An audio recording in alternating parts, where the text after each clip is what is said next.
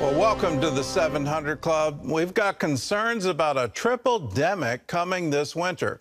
3 potentially serious viruses are filling hospital beds across the country with both children and adults. States are already seeing extremely high numbers of people with the flu and a respiratory virus known as RSV. And many doctors believe COVID cases are also likely to start rising again. CBN's medical reporter Lori Johnson has the story. Examples of those flooding into hospitals include 8-month-old twins Cameron and Carson Combs. They both have the respiratory virus known as RSV. His fingertips and his lips were turning blue, and at that point I told her, call 911. It's very hard. I mean, they're so young. I wish it was me laying in the bed instead of them. Children's hospitals in 9 states are above 80% capacity, with another 5 above 90%. If we have a child who's very ill and needs to be in a tertiary care hospital, we're having difficulty finding some place to send them. And we've had to send children as far as Louisiana and Arkansas. To make matters worse, hospitalizations due to the flu are at the highest level in more than a decade. The influenza season in 2022 has started about 2 months earlier.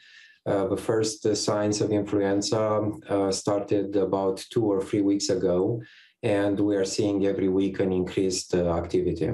The dominant strain is H3N2, which in the past has led to more severe cases. We have appropriate vaccines that people can take to prevent the infection. We have therapeutics, we have medications with which we can treat the disease. We have excellent tests to identify it. Therefore, we think we are prepared to face even a pretty intense season of influenza.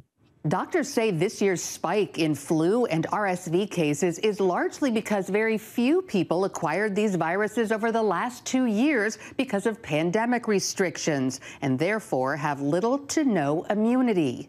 Right now, COVID cases are actually down, and many Americans have developed an immunity to the virus. New strains, however, can sometimes evade those protections. This triple viral combination triggering some schools to temporarily close, like this one in Indiana that's seen up to 40% of some classes out sick. I've been the school leader here for 25 years, have never seen anything like this. Regardless of whether it's RSV, flu, or COVID, healthcare workers expect a very challenging winter. The hospitals and the physicians are doing the best that they can, and we'll adapt to whatever God sends our way. It's only by His grace that we'll get through this. Amen to that. It's wonderful to see those Christian doctors. And by the way, doctors recommend staying up to date on vaccines as the best protection from the flu and COVID, but there is no vaccine for RSV. Other prevention measures include getting plenty of sleep and taking other steps to boost the immune system. Gordon. All right, well, since all of these illnesses are in your lungs, how can people tell them apart? Well, it's really difficult to tell them apart. You do need a test because a lot of the symptoms overlap. We're talking about cough, sore throat, achiness, fatigue, fever, headache. But the thing is, doctors say if you have mild symptoms, it really doesn't matter which one you have because you treat them the same way. Lots of rest, plenty of liquids, maybe an over-the-counter fever reducer, pain reliever, Mom's chicken soup, which is my personal favorite. And hey, listen, if you have one of these viruses or your child does, please stay home. Even if you have a mild case, just remember you can pass it along to someone who could have a severe case. All 3 of these are deadly and are very contagious. Well, I'm hearing that it's mostly severe cases, particularly with the flu and with RSV. So how do parents know when it's bad enough to go to the doctor? Well, actually, RSV is so common. Most every child gets RSV by the age of 2, except the last couple of years because of the pandemic restrictions. So with children and RSV, most cases are mild. But here's the thing. If you want to know what separates a mild from a severe case, with children and RSV, you want to look for difficulty breathing, also not taking liquids, high fever, blue face or lips. So with babies, RSV strikes babies a lot. A lot of times parents don't know if they're having difficulty breathing. Look at their naked chest, and when they breathe, if their chest kind of caves in or if there's an upside down V underneath their neck, that means they're working way too hard just to breathe. Take them to the doctor. Also, high fever. What's a high fever for a baby? Under 3 months old, a rectal temperature of 100 or more. Over 3 months old, a temperature of 102. All right. Well, we're only in the beginning of November, and we usually see the peak of these things in January. So what will happen to the healthcare system, to hospitals? Are we looking at something that's going to overwhelm them again? Well, we really hope not, and that's the major concern, because usually we see all these viruses peak in January and February. And so the first thing we see when hospital systems are overwhelmed is long wait times. You go to the doctor's office, you're going to wait for hours. Sometimes you might be pushed to the next day. Same thing for if you go to the emergency room, you're going to wait for hours. And then we talk about maybe canceling services. If you have your normal physical, your doctor might say, hey, I have too many flu patients. I need to see you later. And then also if you may have an elective surgery, like a hip replacement, that might be postponed to free up beds for people in the hospital who have these viral illnesses, Gordon. All right. Well, you talked about boosting the immune system as a way to protect ourselves from these things. So, you know, you've got me on probiotics. I'm trying to protect my gut and build a better gut. So what can we do to boost our own immune systems? That's right. You know, more doctors these days are saying that the immune system is tied directly to our gut microbiome. So what we want to do is get a lot of those good bacteria in there and feed them a lot of food so that they multiply, because it is a numbers game. And so we love the probiotic, the supplements that you take and the foods like the yogurt and the kimchi. And then you love to feed them with fiber foods, high fiber foods like vegetables. And of course, as we've talked about before, we have a booklet that tells you all about how to build a better gut. It's called Build a Better Gut, and you can get it for free just by going to cbn.com. All right. Well, way to go to put the plug in there. Lori, thank you. And thank you for all the yogurt that I'm eating these days. All right. In other news, the Chinese social media app TikTok has around 80 million monthly active users right here in the good old USA. And those users are likely being watched by China. That's why a commissioner with the Federal Communications Commission is now calling for an absolute ban on the app. He says it's a direct threat to our national security. Brody Carter has that story. The phenomenal growth of TikTok, owned by the Chinese company ByteDance, means its information infrastructure is collecting Americans' personal data at an alarming rate. Even simple information like your name, birthday, and location could be used for extortion. China has a national security law that compels every entity within its jurisdiction to aid its espionage and what they view as their national security efforts. FCC Commissioner Brendan Carr is back in the spotlight after a revamped push to ban TikTok. He cites national security concerns, including that China could use data collected here to potentially influence the country's political process, and even more.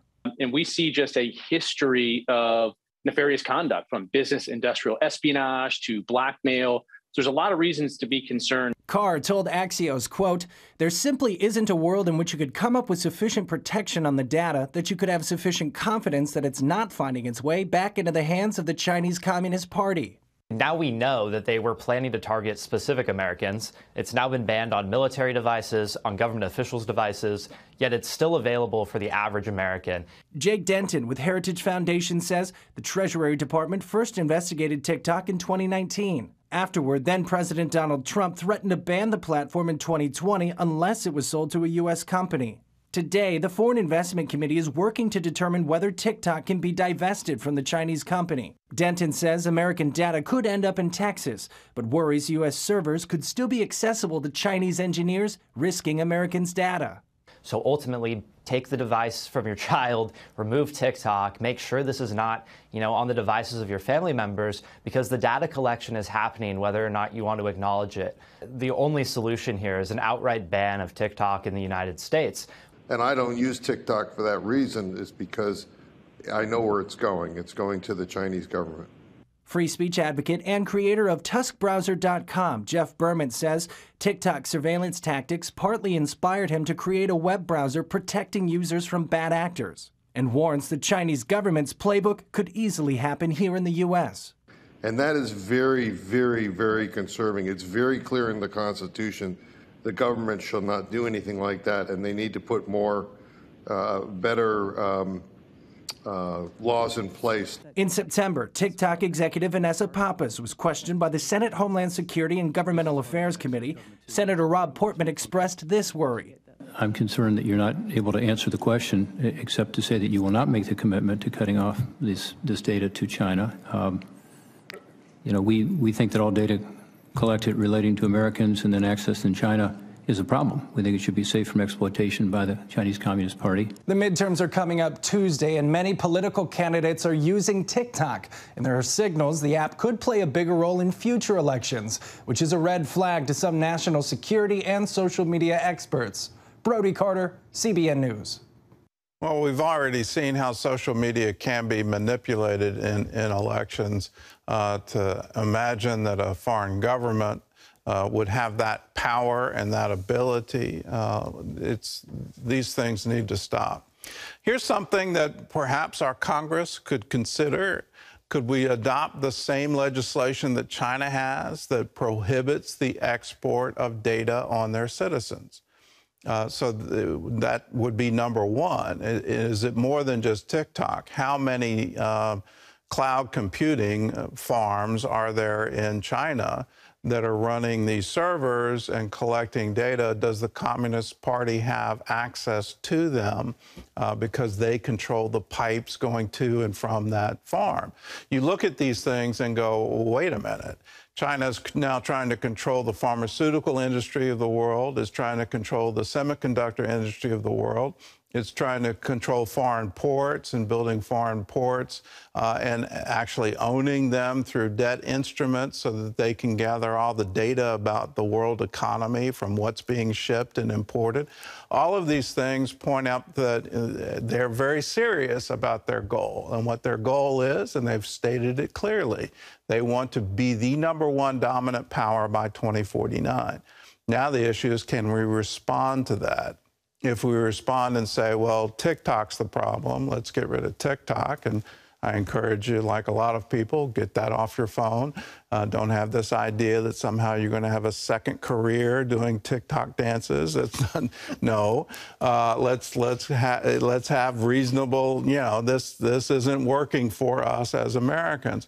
But I think more importantly, how can we stop the flow of data to and from our citizens so that foreign governments, foreign actors don't get free access to it? That's what we have right now because we can't seem to get together on it.